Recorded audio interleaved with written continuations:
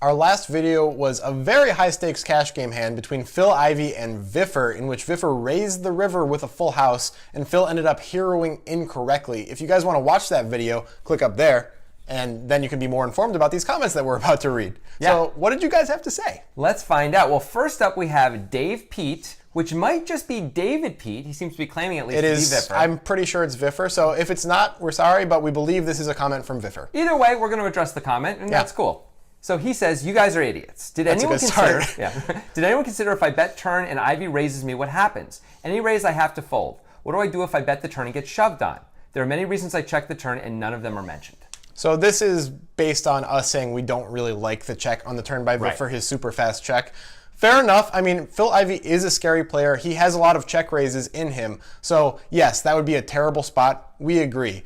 In the video, we did not get into that, but we have kind of a time constraint on our video. We try to not make it super long. In our podcast, we did actually talk about that a little bit. Absolutely. And the thing is, while it's true that you probably have to fold if you get check raised. Yeah, it would suck. We agree with that. Still, like, what value are you betting then if you're not betting that two-pair hand? It would seem to knock out most of your value most of the time if you're just going to check back, if you're concerned about getting check raised on that board. And then we'd worry about what bluffs can you have if you don't have much value there. And then the second thing is, which we actually did talk about in the video, is there's so many bad cards that come on the river, either that counterfeit you or beat you, or just that scare Ivey and you can't get any value out of. So those are reasons we thought betting made more sense. Right. We're not saying that it's a bad check. We're just saying we didn't like it as much as betting, you know. So, you know, that's fair. Yep. All right, moving on. Mark Testart, who actually was the suggester of Mark Testart, who completed the sandwich is what we're going to call it. He suggested the hand and got a comment on it. I mean, it's pretty sweet, right? Nice sandwich, Mark. Yeah, we're super impressed. Okay.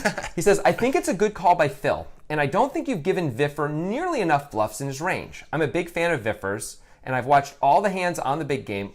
He's definitely capable of floating the flop with complete air. He prides himself on being a degenerate maniac.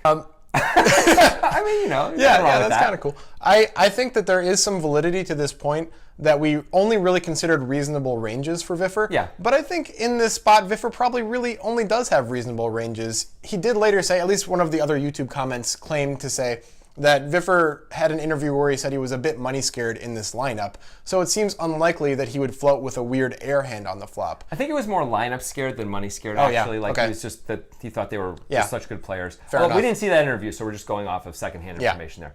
But something I want to say about this is it's less likely for Viffer to have complete air here for two reasons. Number one is he's got Patrick behind him on the flop when he flats. So he could have air, but it's harder to have it than if it's heads up. Much harder. Feels more likely to raise air than to call air with a three-handed pot. Agreed. Second of all, and this is also super key, when Phil checks the turn, that's such a good card to bet if you've got air. That's the seven of spades is the perfect card to bet. Ivey looks like he's giving up, or even if Ivey isn't giving up, you can start to tell the story that you got there, and then you can make a big bet on the river and almost always win the pot. Right, so we think air is probably pretty unlikely here. Yeah. All right, finally, Eric Brinkoff says, I thought that check, also that chick, but that check by Viffer on the turn was very cunning. Everyone's like pro Viffer in these comments. Good. Sure, you never know what comes on the river, but the ultimate trap was set. Sounds like a cool movie with Jean-Claude Van Damme.